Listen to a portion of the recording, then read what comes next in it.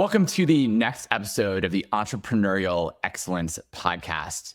It is a huge pleasure to have Jared Fliesler with me today. He is a friend, mentor, and frankly, one of the best operators that I know in the business to helping companies scale, grow, and become their best selves.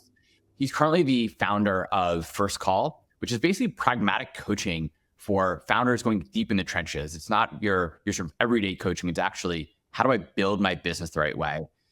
Jared has this amazing background. He was formerly the COO of Scribd, leading product and revenue in the team, the general partner at Matrix Partners, doing a ton of investing over there and from seed to Series A, VP of user growth at Square, where he led it up from 2 to 10 billion, director of product at Google, general manager at Slide, which was acquired by Google, and so much more.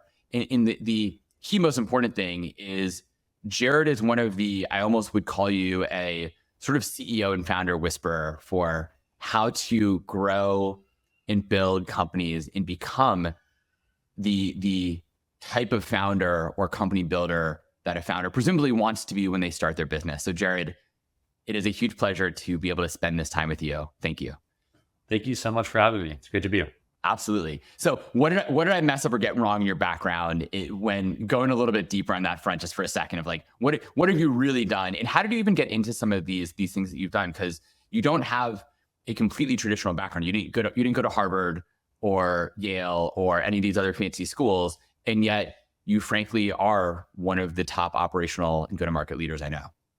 Yeah. Well, I have a sort of strange story. I don't know that anybody's taken an exactly direct path, or I certainly didn't have an idea of what that path was going to be. I grew up in the Midwest. I moved out to San Francisco with, a bright-eyed and bushy-tailed and no idea what I might find. And I studied marketing in school.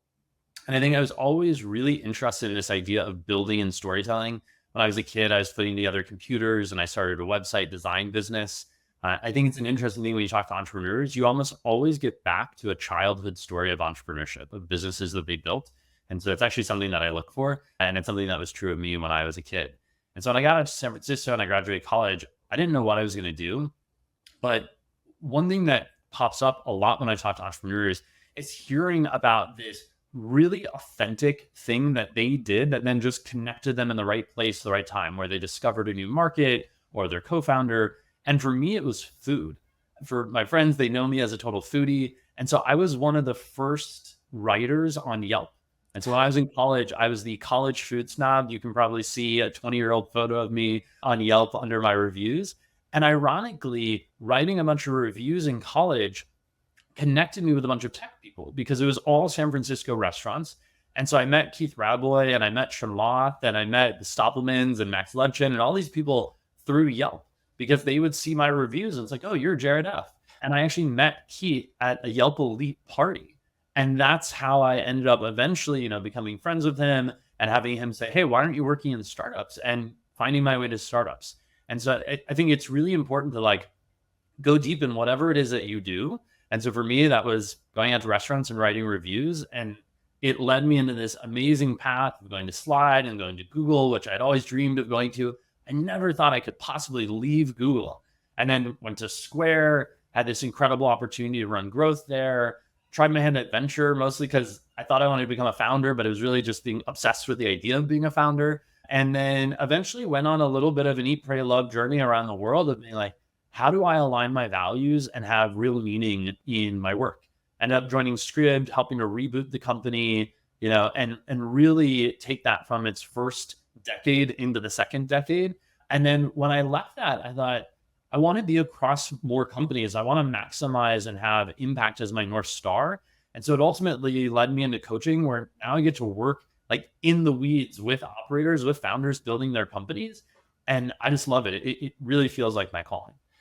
And so going back then to all these experiences you've had and working with, frankly, some of the most impressive, best people in Silicon Valley over the past 20 years, although I'm sure there's a new generation. So in the next 20 years, there'll be some new group of people that we don't even know yet.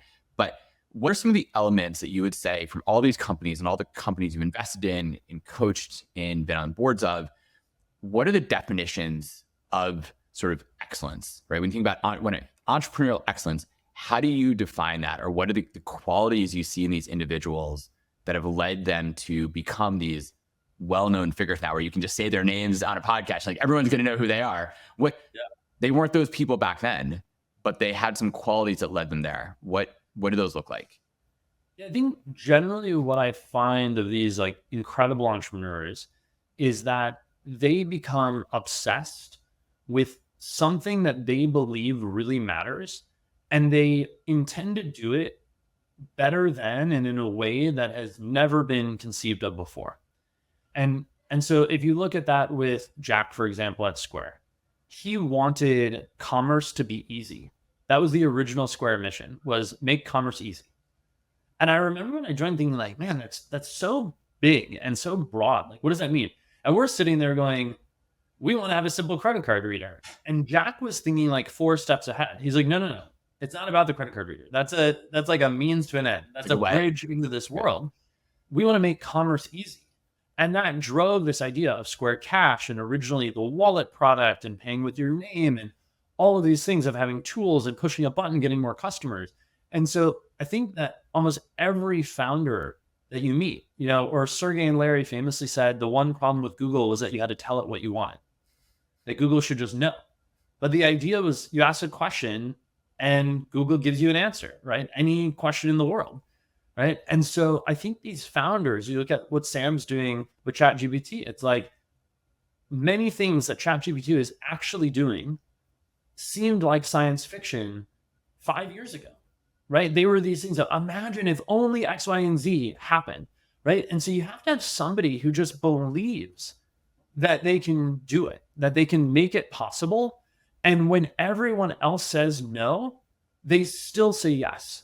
And so the reason why incredible founders are so rare is because most people give up. And the danger in this is that you could just be spending your time going down a dark road to nowhere, right? You could be obsessively optimizing and iterating on something that's not achievable. And so the incredible entrepreneurs, they have a little bit of foresight or a lot of foresight, and they can see that there's some space that they're going to be able to do in such a different way that the delta between the status quo and what they're imagining is so high that the customers will actually value it and the market will reward them. And then they figure out a way to do it. And what though, still, even with all of those that drive, so many founders fail, right? I mean, what is it? 90+% at least fail. And once you can define what failure means, but a huge number still fail.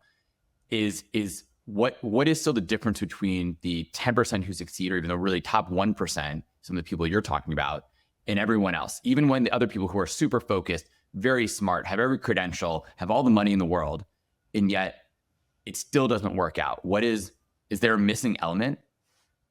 Yeah, I mean, I think that if there was some really key identifiable thing, then we would have this power curve of investors where the investors that knew that secretive thing would have these amazing portfolios and everyone else would have zeros. I don't think it's any one thing. I think it's a combination of smarts, luck, and fortitude. And you have to have all of those things. Even the smartest founders can get unlucky. They can be at the wrong place at the wrong time. The market can turn against them. Legislation can change. Competition can pop up. Their competitor can get massive amounts of funding that outspends them and drives them to zero. There's so many things that are market dynamics. I think luck is a big part of it. And then I think you do have to be smart so that you're not going down the wrong road. And then fortitude is a big piece of it. Most people give up. Most people don't push through. Like founding a company and running it successfully pushes almost everything else in your life to the bleeding edge and often requires sacrifice. And many people don't want to do that. And so it is this combination. And I think for some people, it's 90% luck, 5% smarts, 5% fortitude. And for other people, it's 90% fortitude, almost 1 or 2% luck. It really depends. I don't think that there's a consistent formula. Yeah, no, I can buy that. Although at the same time, there does seem to be, and I don't know if it's identifiable ahead of time, because as I said, if it was identifiable, clearly a lot of very smart VCs would have found a way to identify it. But there's clearly something that the greatest entrepreneurs share, where whether it's drive, competitive spirit, intelligence, a combination of all of those things that clearly pushes them over the edge. And I don't think that's just in the tech entrepreneurial space. This is in every space, right? The world's best composers or best sports players, all these things have a certain level that just takes them further, where they will just sit there and practice nonstop. And it is about sacrifice for a lot of things, right? This is where it's like, hey, are you willing to be excellent at anything? My contention is you have to practice a lot. And there is that sacrifice behind the scenes that no one knows about. And suddenly it's like, oh, you're a 10-year overnight success. And so are those elements when you look through these folks where it's like, it's competition, drive, intelligence, a combination of those things? Like, yeah, these people clearly have it. Yeah, I think that the most important characteristic is around grit and discipline. Like, if I look at every founder that's been successful, everyone that I've worked with, everyone that I've coached, and everyone that I've just seen, it's great. And I think that there's this romanticized story that people tell themselves that some people are just born with it. And you do this often in spaces that you're not familiar with. So a great example of this is singing. People hear someone with an amazing voice and they say, oh, Adele, she was just born with this voice. And it's amazing. And isn't she lucky? And the reality is, like, Adele probably has done so much vocal coaching and practices all the time, and is so careful and so thoughtful about what she does with her voice to get it to this level. And athletes are the same way, and they're dialing it in.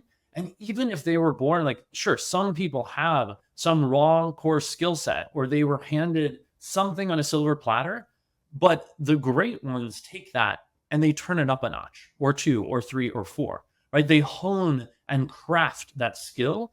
So I don't think any of these excellent entrepreneurs just woke up one day, had this idea, it was easy, they magically found a team, the team just managed itself, the right choices were just made, founders, VCs just showed up with capital. Like, they had to push at it and refine it.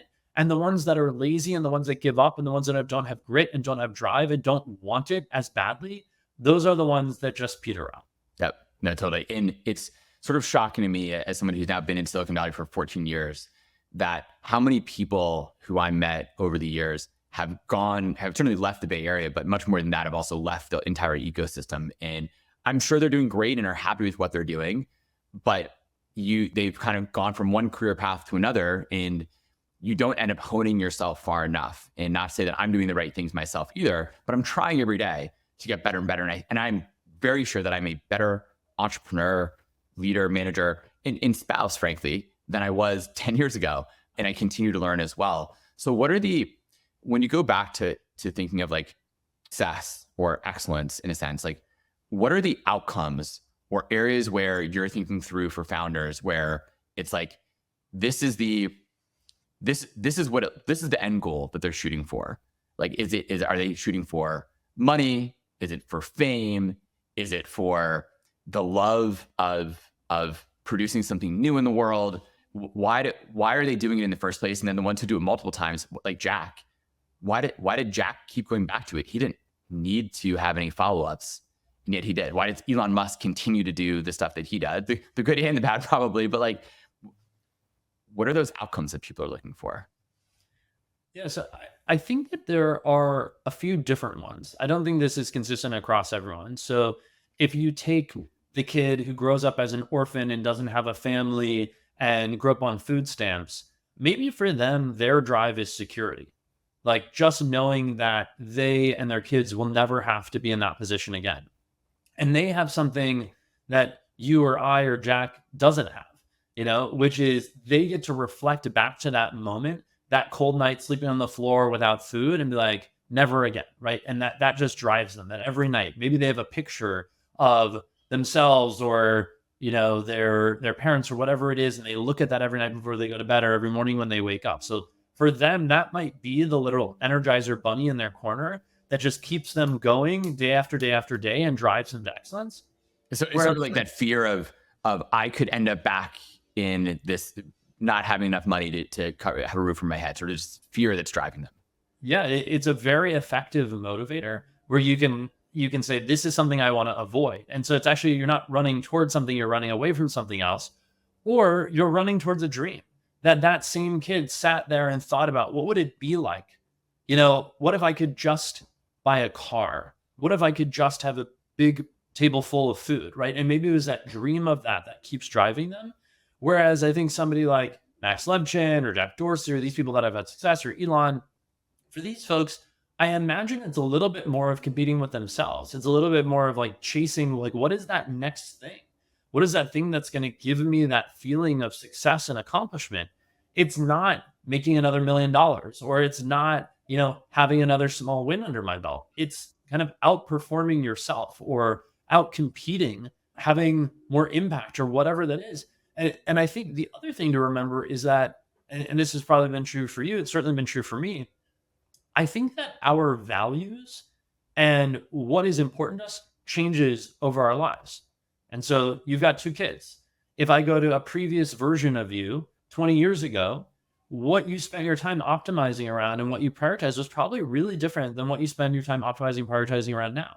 And the number of founders that I've seen that start early childhood companies or education companies or baby food companies or whatever after they have kids, because that becomes something they want to make better in the world, is so different. Or the people that start an autism foundation after they have a kid who has autism, right? So like our values and priorities shift, and those can become strong motivators later in life or throughout our lives.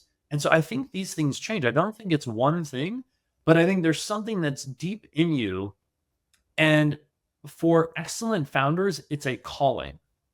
Yep. Now, the why, the motivator under that could be fear, it could be security, it could be fame, success, fortune. And I don't think any of these things are right or wrong, but what's under that shifts and changes based on where you are in your life and what you value.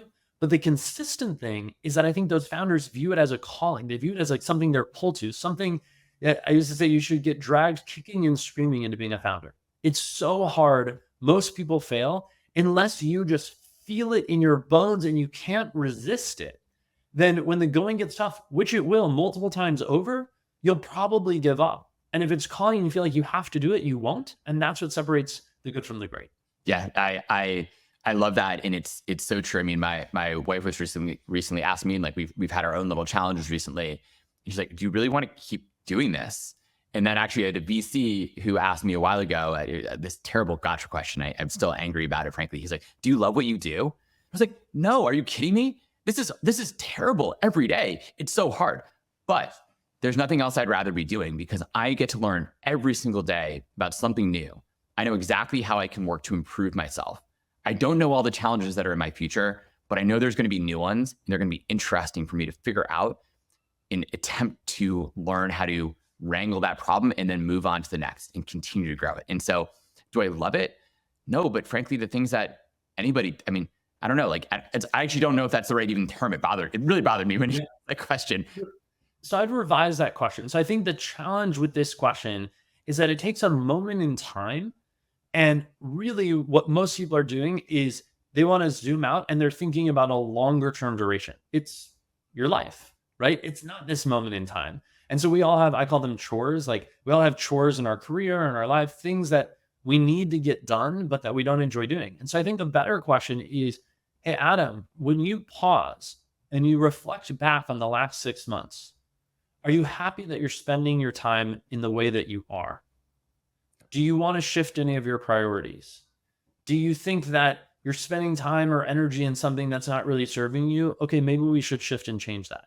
But if I ask you at a moment in time, are you happy that today you did the dishes and you cleaned up after the kids and you were late to your first meeting and you had to fire an employee? You're like, no, today sucked. Today was terrible. But if I ask you to zoom out and you're like, you know what? But over the last 6 months, like this is in the general right direction. This is what I'm doing. And so I think the challenge with us getting so busy is that we start to get narrow minded. We start to get just like very tunnel vision into the work at hand. And we just look down directly in front of us and it becomes very tricky.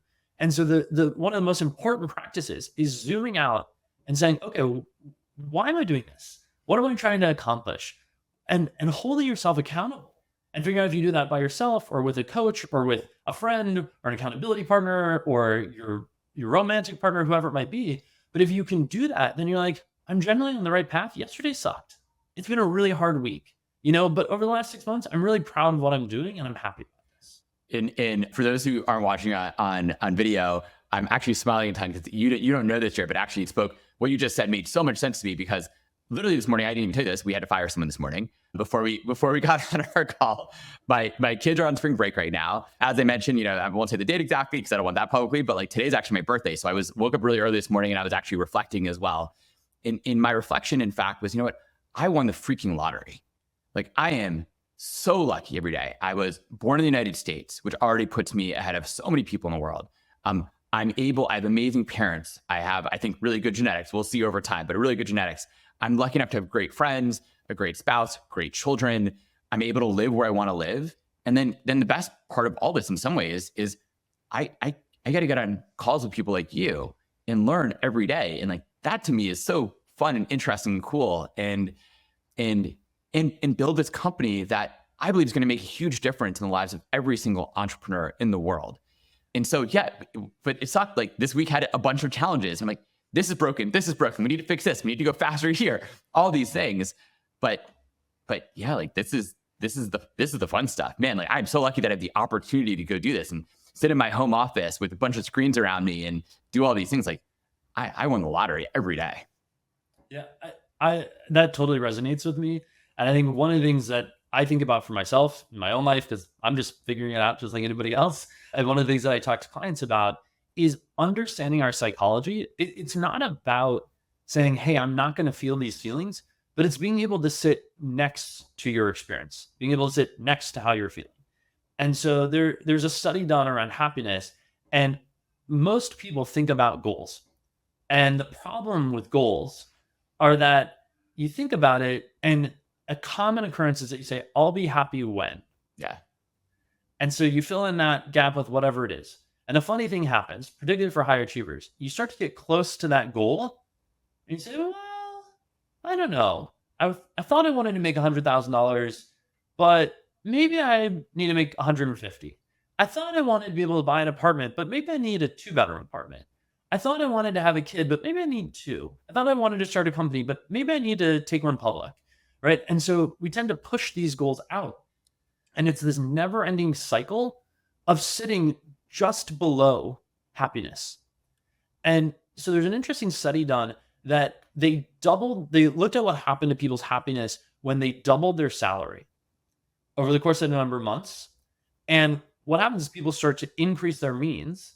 And so they're very happy at first, and then they start to decay and they go basically back down to baseline. And the same delta in happiness occurred when they just had people keep a gratitude journal. Just every day they spend some time not thinking about what they wanted, but reflecting on what they have. And so I think the most important thing, the reason why you see so many people start to do meditation and reflection and begin their day with that, is that if you slow down and you take time to sit next to the experience that you're having in life, to reflect on where you are, if this is aligned with your values, what you're achieving, and to take stock for all the things that you actually have, it lifts your mood. It helps you show up in a better way as a partner, as a manager, as a brother, as a son, whatever it is. And I think it's the easiest hack that we have for shifting our psychology. And most people just don't know how to do it, right? And so I think this reflection, this gratitude, and building perspective is incredibly powerful. Do you think people don't know how to do it, or they're unwilling to do it? And I mean that not just in the sense about gratitude journaling or meditation, things like that, but just even more going back to the grit and willingness to be that excellent entrepreneur. How much of that is sort of trainable and teachable versus innate? And it's just like, hey, like I haven't done a lot of meditation myself, but like I have a lot of gratitude. I feel very content in many ways, yet I also still want to push myself massively and achieve all these big things. But it's like, did I get lucky that I just have that? Did I teach myself that? Because I read a ton of biographies about great founders. Like, what is it? What are these things that you tell other founders? Like, what is trainable versus what is innate? I think that much of being an entrepreneur is innate. I think what you can train is around the tools to hone the thing that you really deeply care about. And so there are probably businesses that are very small that anyone could start. Everybody loves something. Everybody's obsessed with something. Maybe that's crafting the most amazing, home baked cookies, or maybe that is cooking the most amazing breakfast, or being the most organized person. And you just have binders with these colored tabs and whatnot that I could never do, but that you can do. And this is why when you start to specialize in a company, it can be so incredibly powerful. You can have the most amazing EA who cares more and is significantly better at time management and organization than you are as a CEO. And actually them being great at what they do and you being great at what you do is what enables you to act in partnership and be supercharged. Yep. So I don't think that anyone can go and be the founder or CEO of the next billion-dollar company. But I think there's something or some set of things that people are excellent about. And so I often encourage founders to look at what's giving them energy and to try to spend an increasing portion of their time on those things, because I actually think you do better work and you enjoy it more. It feels effortless, even if you're working an insane number of hours, as long as you're focusing on things that give you energy. And then the question is like making sure you're not spending the time on things that don't actually matter, right? So where is that zone of genius where it's something that you're really good at that gives you energy and is valuable to your company? And then how do you go about, so completely agree. And of course, assuming you can figure that out, what do you advise founders on how to go build then that team around you that can fill in the blanks that are not your zones of genius? Because in the end, it's not all the world's best entrepreneurs. I think we probably can both agree. It's not just them. It is a team of people who enable you to reach that point. So what are the things that a founder should look for when building that team, building that culture around you to enable you to be in your zone of genius, which is hopefully almost a level above everyone else to some extent, because you started the company, you raised the money, you're hopefully someone who's really world-class at what you're doing, but hire people around you to level everybody up and then build that kind of great company. Yeah, I think the most important thing that you start with is self-awareness. If you don't know what you're great at and what you're not great at, it's very difficult then to say, well, what do I need? What skill sets do I need around me? And I think most founders start out as a generalist, right? I mean, every company starts as a single person. And then maybe they go and they find other people that They're have not complete generalists, right? Like, aren't they? I'll push back on that a little bit, right? Aren't they? They're specialists, presumably. It's something like you. Some of them are generalists, but a lot of them are like, I am the world's best AI researcher because I helped build Google's AI arm, and therefore I have a special, unique skill set that doesn't really make me great. I'm probably not a good go-to-market person because I've spent the past 10 years in AI research. Yeah, so you can start out as a specialist. What I mean by generalist is there is no receptionist, there is no admin, there is no head of PR, there is no head of HR. So when you start out, if you're a team of one, you might be a specialist at one thing. You're a great AI researcher. You're also the head of recruiting. Yep. And you're also the janitor, and you're also the head of real estate. Because you're a team of one. Mm-hmm. And when you get a team of 3 or a team of 10 or a team of 20, you still end up being a generalist in the sense of if it's not someone else's job, it's yours because you're the founder, you're the CEO, and like you need it to happen. So you always either have to do it, delegate it, or hire for it. And so the first thing of building that team around you is saying, hey, what are the things that I'm great at? Great. I should keep doing those things that the company needs. What are the things I'm not great at where I need to find a trusted partner? And then actually trusting them. Because if you're hiring people to do things, but you haven't been clear with yourself, I'm going to hire this person, but I still think I'm better than them at everything they're doing. You may just never take your hands off the reins. You may never truly delegate. You may never truly trust in them. And so I think it's figuring out like this is a big area of need of the company. So you have to have self-awareness and company awareness. Here's what the company needs. Here's what I'm not good at. Okay, that's where I need to hire is for people that have that skill set and can help. And then how do I build the trust and communication with them that we're on the same page so that we're, winning this race together. They're doing their part, I'm doing my part, and we're in lockstep as we go towards the finish line. Thinking through advisors and board members, you name it, the people who help guide you in your business, but also probably in life and your career, in leading to like what is a healthy work-life balance? What does that look like with the people you've worked with, but also for yourself?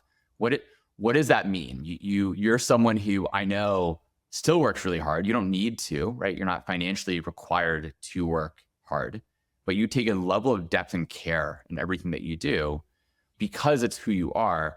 But what does that also mean for a work-life balance? Is there a work-life balance as someone who wants to be excellent at what they do? How do you advise people? What does that look like? And what does that even mean for you? Yeah, I mean, balance is such a subjective concept, right? Some people work 10 hours a day and they're like, I have amazing work-life balance. My dad's in his 70s and he still stays at the office until probably 7 o'clock most nights. He goes to the office on weekends. I'm like, this seems insane. I hope when I'm in my 70s that I am not working the number of hours that he is. But for him, when you ask him about work-life balance, he feels like he's figured it out. And when I talk to my stepmom, they've been married for 20 something years. They've been married for 30 years. They collectively feel like they have it figured out. She says, look, like your dad loves his job. That is his calling. That's his purpose. I don't know what he would do. She thinks it's offensive when people ask him why he hasn't retired. Because he's like, why would I retire? This is my love. This is what I love doing. Right. So it's so difficult when people try to define work-life balance as, well, work-life balance means you only work X number of hours, or you only spend this amount of your time and energy on work. And that means you're balanced. So I think the first step is to say, let's stop telling people when they're balanced. Let's start asking people what feels good for them. And so this goes back to just like, it sounds really simple, but checking in with yourself and saying like, do I feel energized? Do I feel good? Or do I feel like my energy is being drained out of my body? If you're feeling your energy is being drained, try to shift what you're working on until you feel motivated by it. But I feel extremely motivated by work. And so I will often have dinner, go back to my computer, start working. And all of a sudden I look and it's 3 a.m. and I'm still working, and I generally don't drink caffeine. So I just get motivated and in the zone. And if someone was to ask me the next day, well, do you feel like you have work-life balance? I'd say, of course. And they say, oh, well, how long did you work yesterday? I'm like, oh, I worked till 4 a.m. Are you insane? That it sounds like you're totally out of balance. I'm like, no, I'm in balance for me, right? So the first part is to stop looking externally and to say like, oh, I'm doing too much. Now, the hard part is you have to be in alignment with the important people in your life. If you're in a relationship and that person works 9 to 5 and thinks that working on the weekends or working outside of 9 to 5 is crazy, they're going to constantly be telling you that you don't have good work-life balance. And they're going to not understand, and they're going to not be empathetic to the fact that you love your job and that you go in on Saturdays. So you first have to figure out like what is going to work for yourself, for that balance, for something that feels good for you. And then how do you communicate that to the people around you so they stop making you feel bad about doing the thing that actually feels balanced to you, right? And then you have to define that for yourself. And the more that you're working on something you authentically believe in, that you feel is your calling, and the more that you're doing a good job delegating out in some of the many things that we've talked about so far, the more you're going to feel like, hey, sure, I worked 12 hours today and I feel really balanced. And also I have these other commitments in my life, like my kids or like showing up for my team. And so maybe I'm only going to work half a day on Friday so I can show up for my kids because I haven't really been around this week. And maybe that's balance for you. It's really about having the awareness to define this for yourself and to push while understanding that you are in a competitive market. This is not an easy game, and you will have to work hard. And there's always going to be a crowd of people that are also working probably at a similar goal that you need to out-compete. Yeah, no, completely. I would actually contend in some ways the people who are the very best in their given and choice field are the ones who they are willing to work harder than everyone else, to your point, but they don't view it. I actually almost have a really issue with the definition of work, because work generally has a negative connotation. And to me, it's like, no, I get to spend time doing what I love.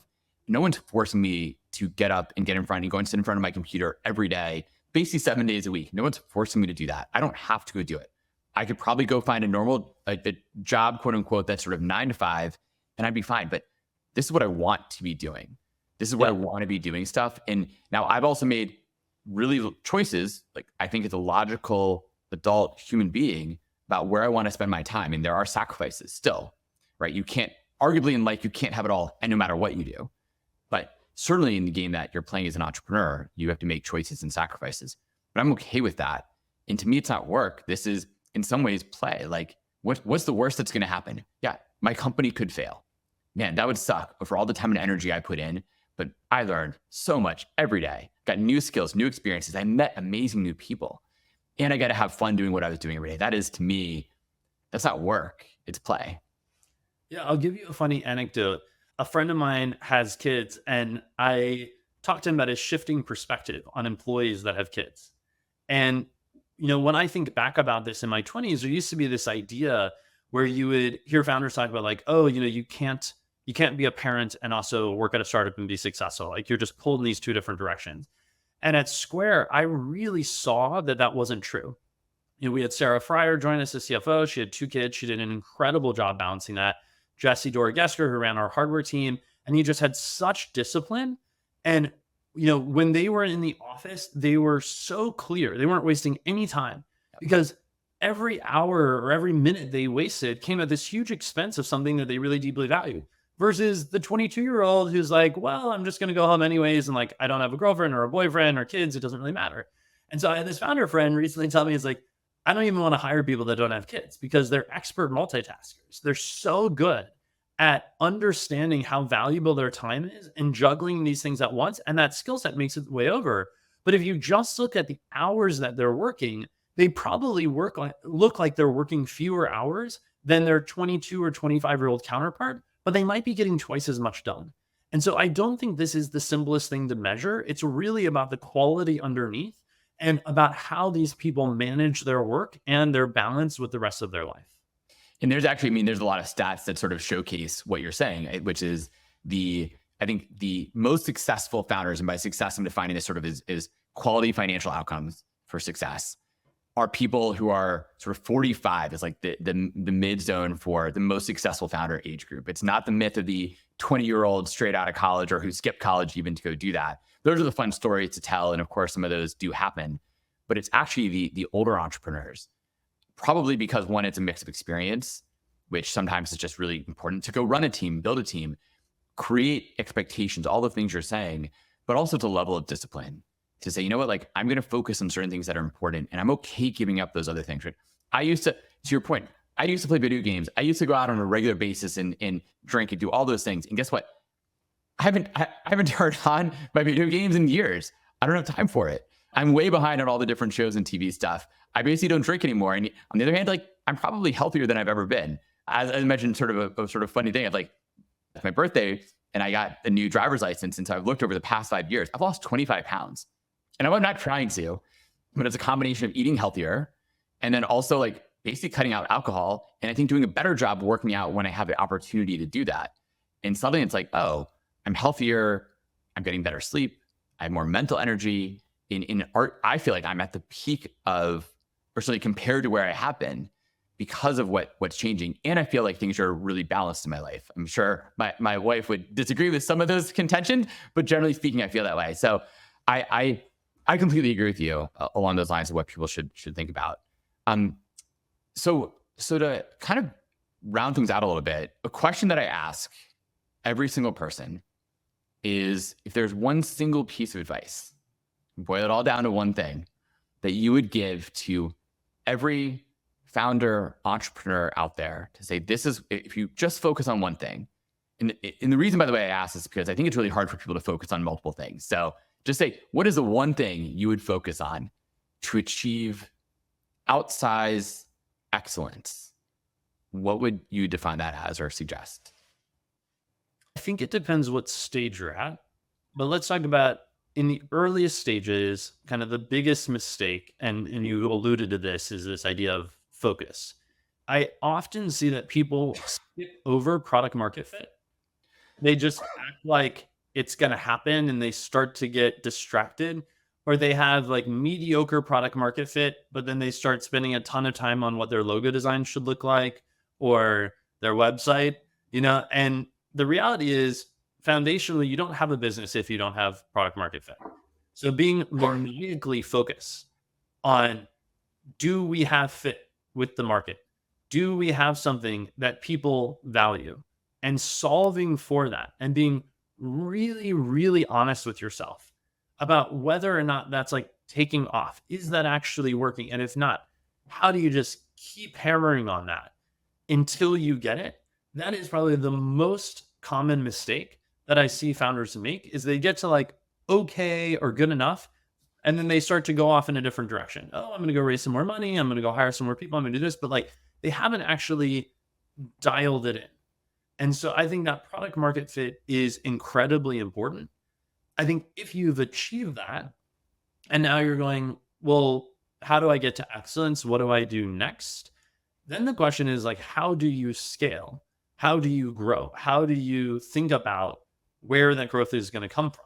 Right. And so you have to really figure out, how is your specific business going to take what you've achieved in this kind of like infancy of its stage, and how are you going to blow that out?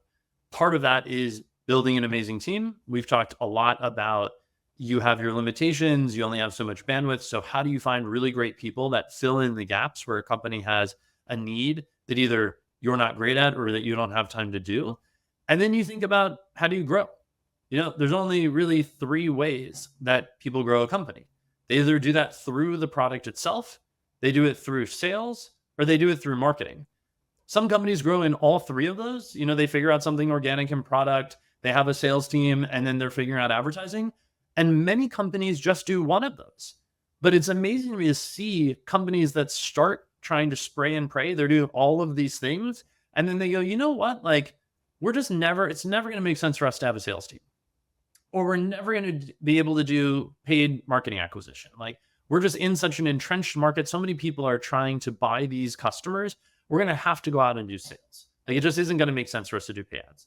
So the more clarity you can have around that North Star, like picking one focus area. And there's a book by David Allen, The GTD System of Getting Things Done.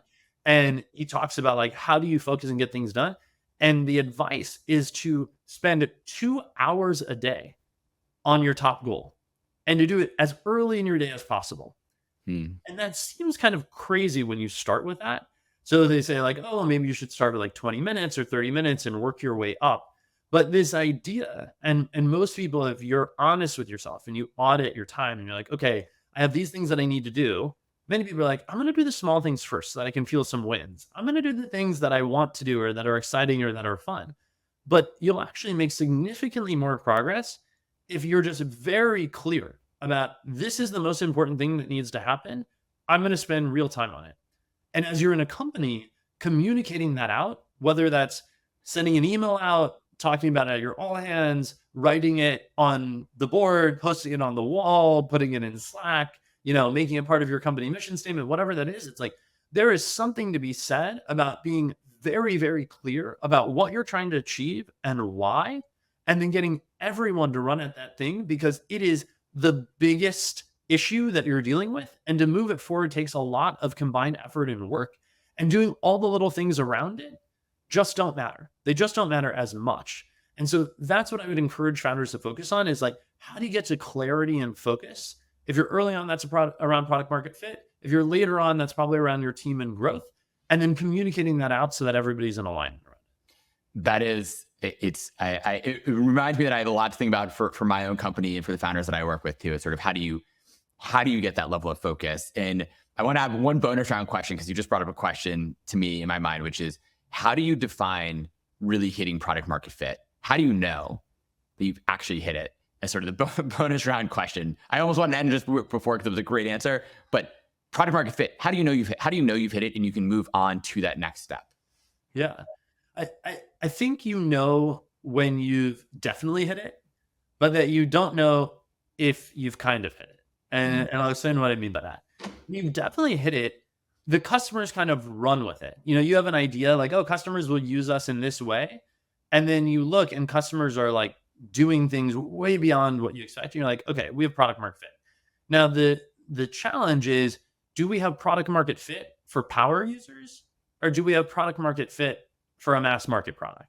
So there's this TAM assessment of saying, hey, just because we have some set of users that are like wild about our product and are voraciously using it 30 hours a day, are those the same users that want to pay us? And is this a large population of people? Is this need widespread and something that actually matters at the end of the day? So you need to answer those questions around, okay, who is this customer? Are there many of those people? Is that going to create a market that matters for us to build the kind of company, the size of company that we want? Or are we just serving this niche market and doing an incredibly good job of doing so? right? So you've got to answer that question. But I think when you see, it's kind of like a snowball. When you watch, you're acquiring customers and it's like you get some in and the funnel goes like this and it goes down. You're like, okay, we're doing an okay job. It's hard to know. Like, do we actually have product market fit? When you see that the funnel looks like this and it starts to actually go the opposite way, and it like snowballs out. You're like, well, we spent these ads, but we turned off advertising, but we're getting more and more users. Right. More and more of our users are saying that they just heard about us and we don't understand where they're coming from. Right? You start to build this thing that's a movement where the customers love it. Generally, if customers love your product, they talk about it. There's some exceptions to this, but for the most part, if customers really love your product, they talk about it, they use it, it becomes part of their conversation. They start sharing it with their friends. And so I think you've got to push really, really hard until you're almost certain that you have it before you go, okay, now I can move on to the next thing. Otherwise, there's probably more for you to hone and to polish around how you're showing up in that market to get true product market fit. And is there ever a level where it's just sort of like, well, we're going to hit product market, like we're doing well, but we just need to launch that one extra feature and then we're going to really hit product market fit? I always worry when people sort of say that. I had a pitch call with someone recently and they're like, we're doing great. It's crushing it. Our market's crushing it. We're doing wonderful. And we're launching these big new features soon before we go out to the rest of the market. And I'm like, but why? If you're crushing it with your core product, this pivot you made and it's taking off, why aren't you doubling down on that? And it was very confusing to me, but they might have they're smart people.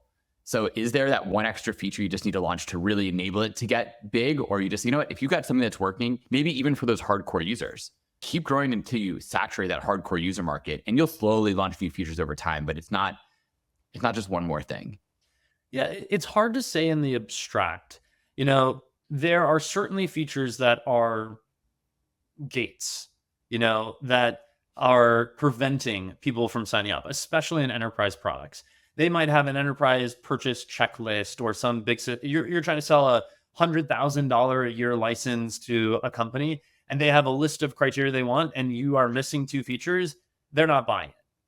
But in the really exceptional products, you see a difference. So let's take an example. I bet you that the majority of companies are using ChatGPT in some way. Someone at their company is using the product. Mm-hmm. There was no checklist. ChatGPT didn't say like, oh, we got to do X, Y, and Z to get done. It's like they just built something that was so effective that people in these organizations are using it and are asking for it. And so now they're coming to OpenAI and saying, hey, we really would love it if you had this. We would really love it if you had that. Now their InfoSec teams are going crazy. They're like, we don't want our data going into the outside world. We don't want this happening. So like OpenAI still has an enterprise sales team that's going out and saying, hey, we need to have these features in order to get that big license with whatever company, right? They still have this challenge, but they felt a pull. Right? Those companies were coming to them saying, we really want to use your product. Please add this thing. Versus most people selling into the enterprises are going to those companies and saying, please use our product. And they say, well, maybe we would use it if you had X, Y, and Z. There's a nuance in that to be aware of, right? And so the most amazing products have this kind of like avalanche effect where so many of the users, it's kind of that ground up want to use it, that the InfoSec and IT teams are like, oh, we got to figure out how to make this work and how to support it, versus it being something where you're trying to sell into them and it going on this long list of things that they're going to someday never do, right? So I think there's something about the general idea that, oh, it's just one more feature and then we'll have it, I think is a red herring. Yeah. The idea that do we land and expand and release more features and deepen with our existing users and open up new markets? Probably pretty solid. Do we go more into our core or go after this new market is highly dependent on how large that TAM is of your core. If you have 60% and it's growing quickly, focusing more time and energy on that core market that is very quickly becoming your customers is probably lower leverage than opening up new market opportunities because your existing product serves that core market well. So I don't think there's an easy answer to that. You really have to look at the situation. But I do think many entrepreneurs think to themselves, and this is like callback to something earlier in the conversation of I'll be happy when. Yeah. we'll be successful when we build that one more feature. And I think the reality is, if you're building an amazing product, you don't have a question about when you're going to be successful. You have questions about when you're going to get to this level of market, or when you're going to be able to serve this type of customers. And then you get back to this maniacal focus. What is the most important thing you can do? What are you trying to accomplish? How are you going to measure it? And how do you drive that alignment on your team? Yeah, no, it's such a great explanation and way to think about it. And actually, as you were talking through this, I just kept thinking, okay, well, you've experienced this yourself. Square had such a simple, really clear thing that worked really well right off the gate. Now, of course, there's a million things that the tiny square that you plug into your phone to do payments, I'm sure there's a list of features that had to go into even making that work. But in the end, it was a simple idea that took off in the market. Twitter, frankly, Jack Dorsey, same thing. One idea, and I worked at Twitter for a while, and Twitter had millions of ideas of other things they should add, new features they should launch, all these things. And guess what? None of them ever really mattered for beyond the core idea. And even Square today has launched lots of other features. And sure, the Square card reader has been iterated into sort of newer versions, but it's still that core single idea that had clear product market fit. It was simple. It made sense. It changed the market. And then everything else is arguably very secondary. I mean, Google's the same way. Google search is still 99% of their revenue, right? Everything else is secondary to keep people maybe in that ecosystem, but it's that one core idea, that real product market fit that enables it.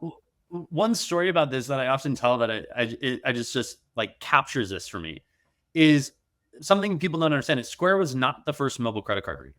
There were other credit card readers in market when Square launched. And when I joined Square, the credit card reader, so most people I think would say, what's the most important success criteria for the credit card reader? That it reads credit cards. When I joined Square, the read was successful less than 50% of the time. Yeah, which means it would have a failed product. Or what was that actually in market and just was fair 50% of the time? No, this was in market. Wow. So the existing product in market, which was by far had become the number one credit card reader for mobile use, failed more than half the time. It's crazy. You would think that that's the most foundational success metric for the product. And in most companies, if you thought about this and you said, okay, well, I'm building a product, it is to sell widgets. The only thing is half the time the widgets don't come out. You'd be like, well, then I guess it's not working. But this shows you the power of the overall narrative and the overall product and the overall design and the overall story. So the number one thing that would have made Square read more effectively, what do you think it is? A proprietary reader instead of a plug into the microphone slot or whatever, a headphone jack? It's to make it have a longer track. It was a very small square. So the problem with that is then it would become a rectangle. It would no longer be a square. Or it would become this massive square that people wouldn't want to keep in their pocket and they wouldn't have around. And so we made a design decision to not make it a longer track. There were actually prototypes we did of the square that was a rectangle, which read significantly better, but that we were convinced that people just wouldn't keep. They wouldn't use, they wouldn't enjoy as much, they wouldn't photograph, they wouldn't share with their friends. And another design we looked at was putting tabs on the square so that it would kind of clip onto the bottom of your phone. But again, that just didn't look as sleek and it didn't look as nice. So who would have thought that this idea, that the design, touching this product, seeing that it was a square, even if it didn't work half the time, was more important than having a reader that worked more often. The other readers, they plugged into your phone. They were much larger. They read consistently 90-something% of the time. And we still won the market. And so it just goes to show, you never know what part you need to craft, but this commitment to excellence and design and simplicity is the thing that helped us win. It's the thing that allowed us to go into retail and to go into television and to open up new marketing channels and to innovate around growth and to do all these things that even though we weren't the first mover in market, we innovated on how we were going to reach our customers and we did it differently. And so growth is all about going in and doing it in a new way. It's not about repeating what we did. It's about figuring out what is unique about your product. What is the thing you stand for? And how do you do an amazing job? And if you can do that, then you can really grow. Then you can really have success in market. But it may not be the obvious thing. It may be quite quite counterintuitive as it was with us. So on that note, Jared, how do people get in touch with you? How do they find you? How do they learn more to have you help them figure out what that one thing is for their entrepreneurial excellence journey? Yeah. So, I mean, I wish I could work with every founder on the planet. Unfortunately, I probably could only work with a handful of them a year. But I do have my new company live, and the website's at firstcall.co. So you can look at that. It's mostly just testimonials of people that I've worked with. I think they say it better than me. And, I'm working mostly with founders that have companies that they're trying to scale. So this is, you have 100-person team, you've got real capital and you're going, what do I do next? How do I scale my team? How do I think about raising money, managing my board, like making my company more efficient, improving my roadmap, setting priorities, right? It's about leveling up and going to that next place as a founder and having a partner who gets it, who's not just giving you kind of the therapist and EQ side. Like, that's really important. And you've got to manage the emotional side of yourself to show up as a founder for all of these people at your company and in your life. But it's also in saying like, hey, it's lonely to do this by myself. Like, I want a thought partner in my business and to help me figure out the priorities and the trade-offs and the risks. And so that's what I hope to do with founders that are really trying to take on important problems and change the world. And I hope that means I can have the most impact in doing that work. It does feel like what I'm meant to do. And so I'm just really excited to do it. Well, Jared, thank you so much for sharing these thoughts, for sharing your time with us as well. And thank you for being on the pod. Absolutely. Thanks for having me. Great to see you.